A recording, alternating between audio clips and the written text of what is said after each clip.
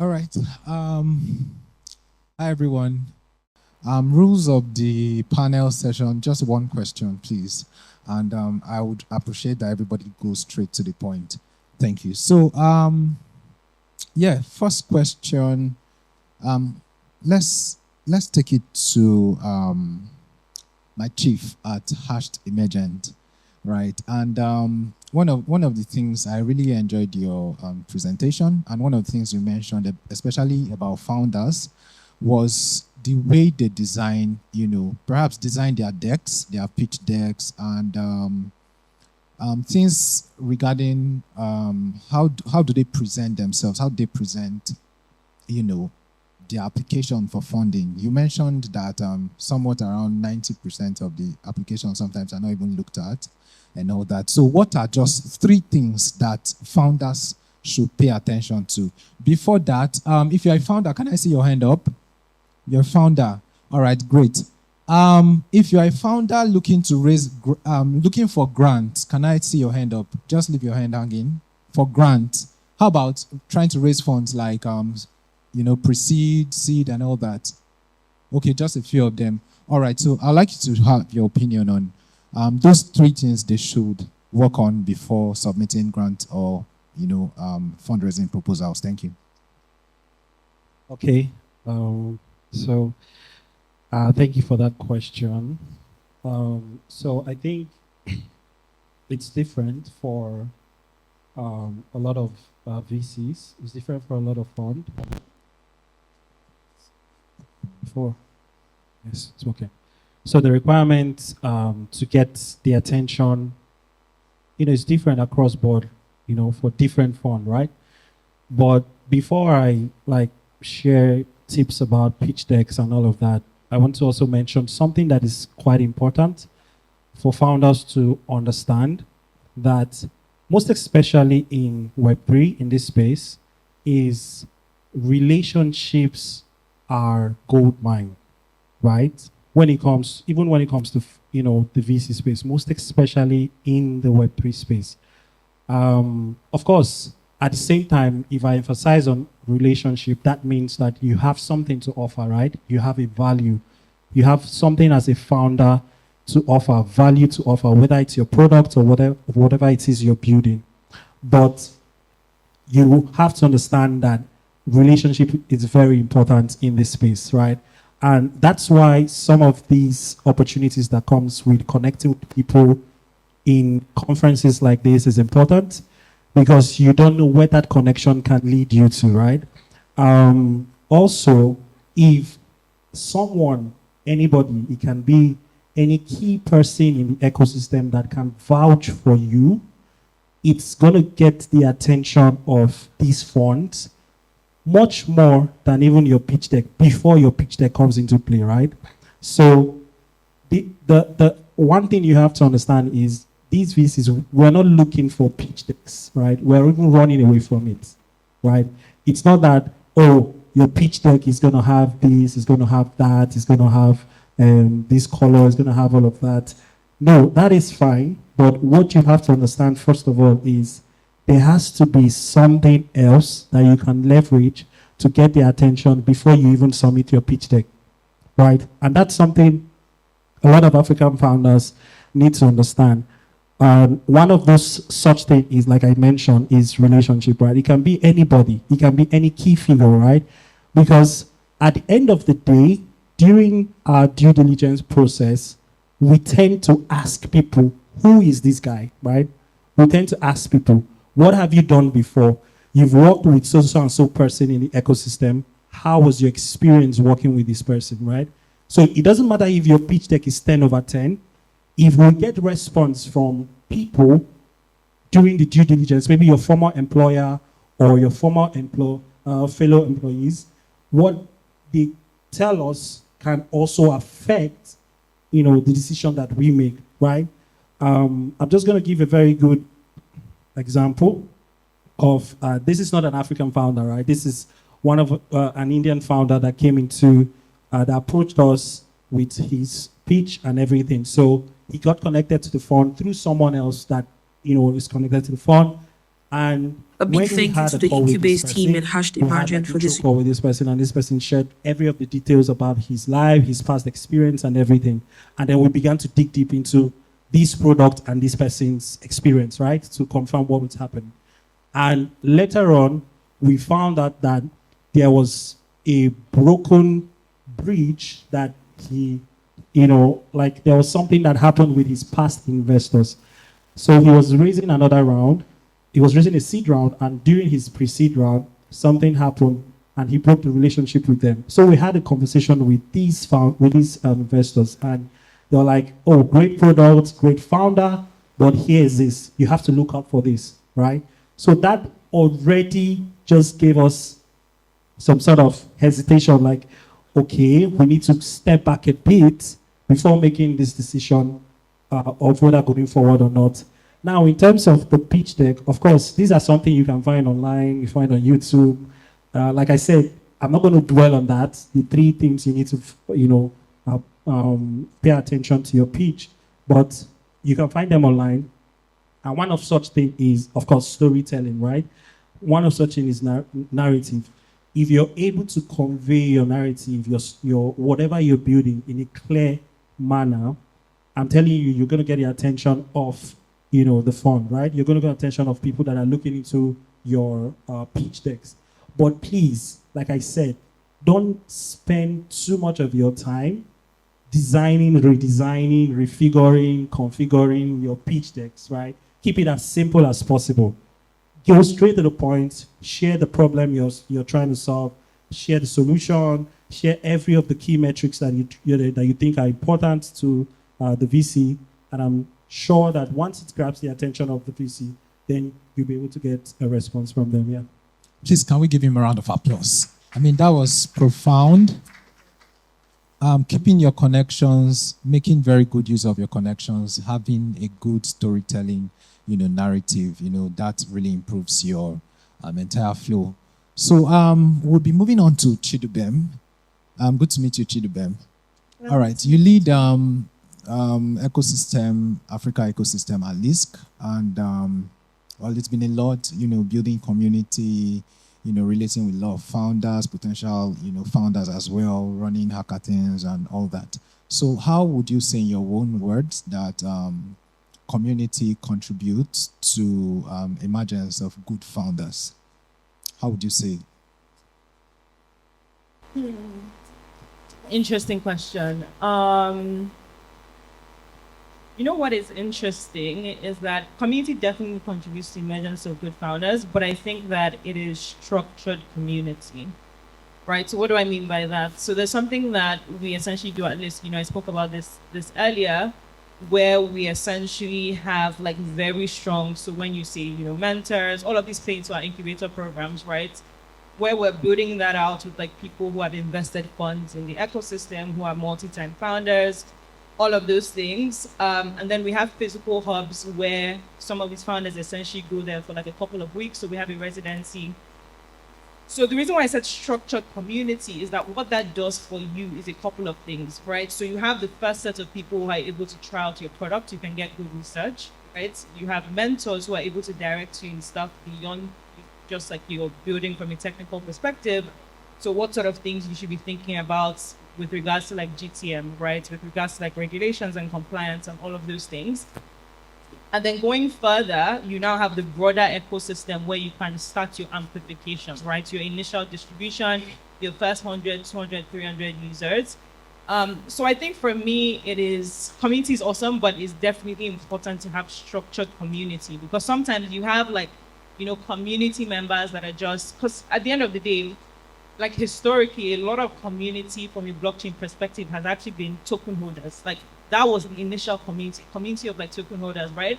So if you're building out a product that is not necessarily leveraging like tokens, right, you need a structured community that actually helps you, because if you're taking a product to the market that is not useful, it's like terrible, have it people use it, but your retention will be bad, right? Your strategy might be bad. You might not be able to communicate with regulators. You might not be able to raise additional capital. So I think when people are thinking about community, especially from a founder's perspective, you need to understand what is actually important for your growth as a founder. Because something to note is that when people are investing in you, they're investing in you as an individual first, right? So your community is great because, of course, like it essentially helps you. So interesting. I was listening to this podcast. It was about Hive Mapper, right? They were trying to do something similar to what like Google Maps is doing. They were actually not on the blockchain initially. I think they're even on like Solana right now, right? But something that stuck with me was he said that when they're not on the blockchain, of course, what I think their product was like people essentially drive. So you have like a device on your car, you drive around, and then that maps out the area, right? Which is why they were like the Google Maps competitor. But when they came on the blockchain, what was different for them is that now you have a community of people that are assisting other. So now, because you believe like, okay, I'm part of this ecosystem, I have ownership on example. Now you're helping other people, right? So like, it's something very powerful about the blockchain ecosystem where like people you don't know from anywhere, because you're now in this ecosystem, they're pushing your products like it's their own, right? It's like now you have a loyal, it's almost like a family, right? That are talking about your products here and there. You don't know them from anywhere. And I think that's one of the best and powerful parts of like that helps with like. Wow, that's so lovely. Please, your hands together. Thank you. I mean, it's really, really so lovely because I'll just share a very brief example for myself. I really started using Base when as I was introduced. I was not that I wasn't a fan of Base, yeah, but I mean there was, should I say, almost nothing I would use Base for, right? You know, apart from maybe perhaps just once a while. But when as I was introduced, I mean the ease of converting. I'm not trying to shield as a please. I do not work with them. But I mean, that's just a practical use case that I mean people are benefiting from. So that's something you should work on as a founder. Let it be stuff that people actual use cases. Don't just build just to raise funds, right? I know a folk who was trying to build something. He had not even started building. He had no MVP, and he was already talking about raising funds. I mean, that's pretty much wrong. At least you have to get started with something. Let there be a proof of work, and then you go into raising funds. So it's really beautiful. Once again, let's put our hands together for Chidubem. Thank you so much. All right, so now we have Mr. Obinna. So I'll come from this perspective. I found your latest post, one of your latest posts on Twitter, and I have a screenshot of it here. So you said low purchasing power is not a problem at all in Africa. Do we agree with that? Do we agree? I'm throwing the question to the audience. Do we agree? No. All right. So he said low purchasing power is not a problem at all in Africa.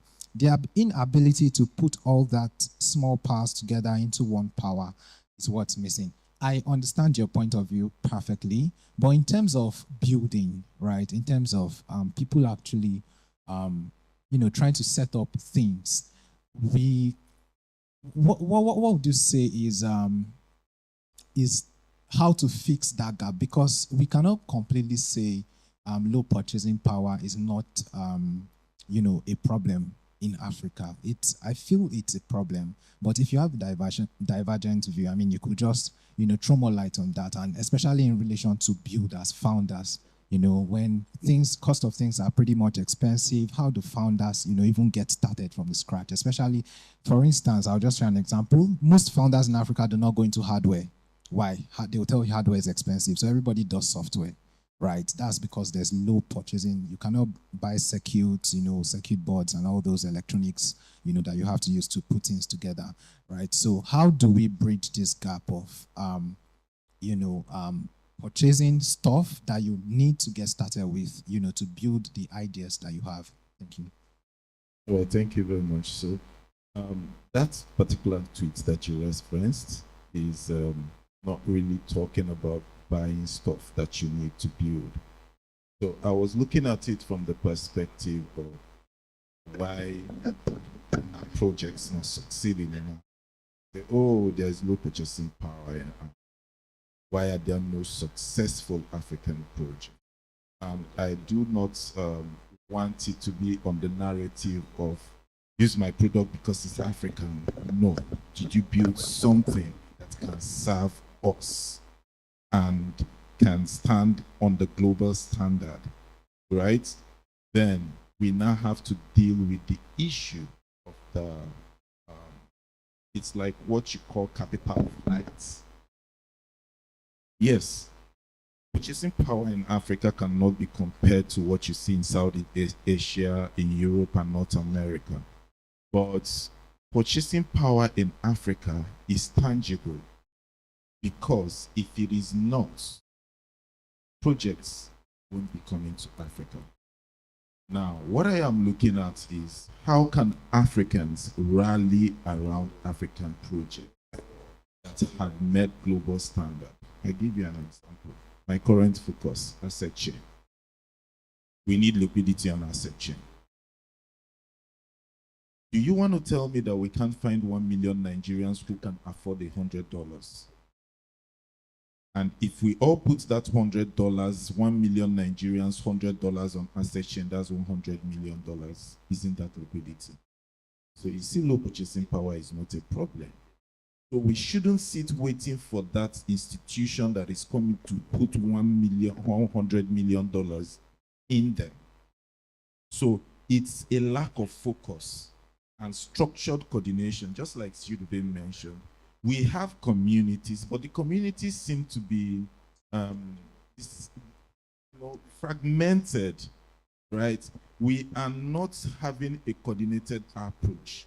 And it is a problem in Africa because it stems from the way society is run. Even the government, if you ask the government, what is your next 20-year plan? There is none in existence. So even in the blockchain sector, do we as stakeholders, as the players, do we have a plan? Where are we going in the next 5 years? Where are we going in the next 10 years? And I tell you, we have that funding that we can all we can even set up a blockchain fund. So I'm looking at it from the perspective of African projects getting African support from the African community. All right, that is a thing that can happen, but it needs to have a coordinated approach. One of the things it will do is that it will help to give other African projects a leap, because we just need one success story. All we need is just one success story. And if we have that one success story, then you will see it spring up so many successes. So we have not had that. Currently, Token 2049 is going on. It's the biggest Web3 event in the world. Somehow I'm a partner with them. But even the partnership that I have with them does not give me the influence to shape certain things. For example, I'm a partner. They are cool having me as a partner, but they are not cool having me as a speaker. In fact, there is no African that is speaking on that stage. Why? Because we do not yet command that global influence. In fact, they don't even believe that Africans can come to the event because they think like, how many people are going to come? And I tell them, we can get more than 100 people from Nigeria alone coming. And that's what I'm out to prove to them. That, hey, we can do this. And then would you give us the stage? So that is the standpoint that I'm looking at this from. I love the fact that focus has shifted from speculation. When Becca was talking, she mentioned speculation. And I love what is happening. Look at what Ayodeji did with Web3 Bridge. He saw a vision that he could raise developers. I didn't see a vision that I can raise developers because I'm not one myself. But I saw a vision that I could train people. And so the kind of community I started was the one to teach and train people. What was my goal? It was very simple. 5 years, onboard the next generation of leaders, professionals, and innovators in the space. So it was just a laser focus. Professionals who will be service providers and the innovators. Now, the other guy who can do the development came on board to do it, right? Now we have ecosystems like Lisk in Africa. We have Solana in Africa. We have Base in Africa, So what is the focus now? Building. Because until we build, we are not going to have a stake in the global system, And the truth is, this is 16 years since the activation of blockchain technology, and it's going to keep moving faster than you can imagine. And if we don't do things about it early, then we will lose out of the game eventually in the end. And this will all be for what? For nothing. You know, she talked about policy engagements, right? Engaging with regulators. These are things that we don't understand. When I was giving my session here earlier today, I talked about bills, you know. So sometimes some people don't understand what it is that is happening. I happen to be on the know of the inner workings of this thing. And we cannot all be building a solution.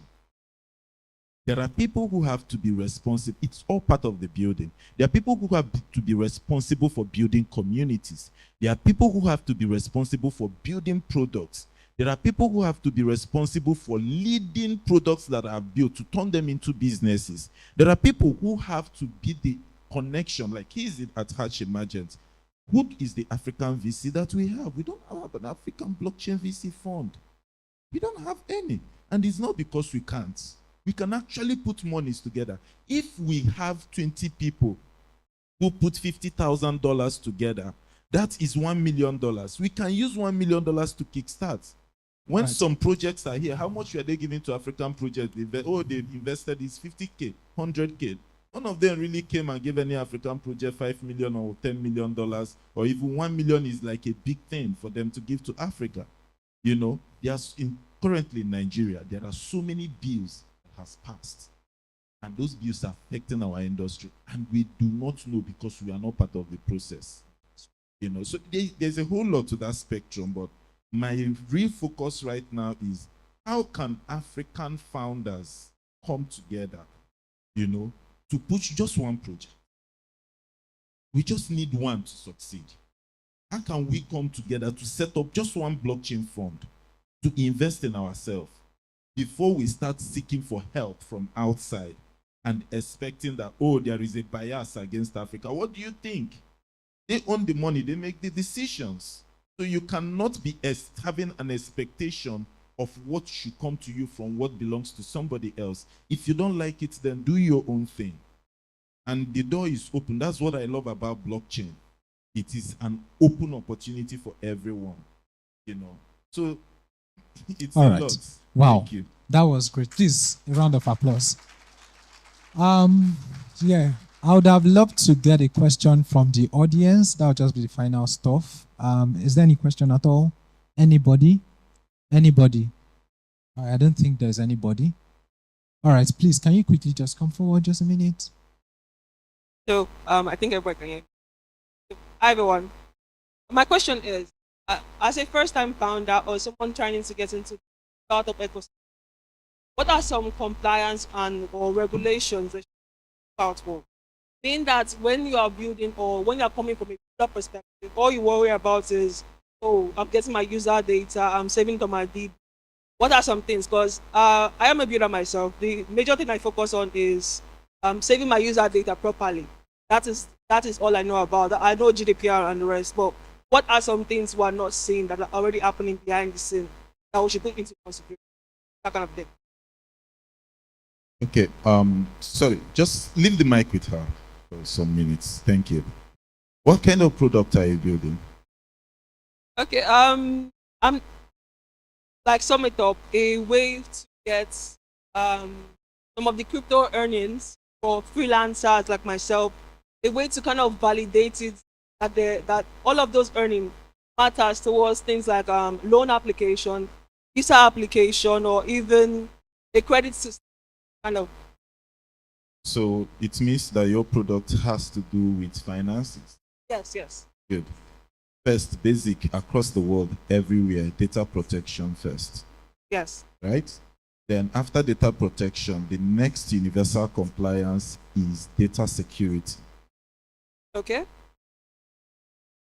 You know, data protection is how you violate users' data that is entrusted to you.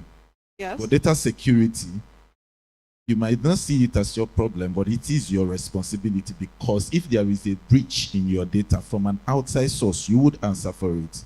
So it's your responsibility to secure your users' data. This one is not even you violating data privacy.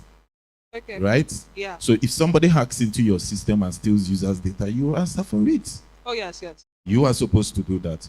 Then now that you are moving money, one of the primary concerns of regulators is KYC and KYB, right? Know your customer, know your business. Then you start talking about AML, anti-money laundering. They don't want your platform to be used for launder money. You talk about CFT, that's counter-financing of terrorism. You don't want your platform to be used for that. You get? Yes. So you are now going to have to set up the infrastructures that will prevent all of these things. Now, because money is passing through your platform, then you have an obligation to reporting. Yes. You get?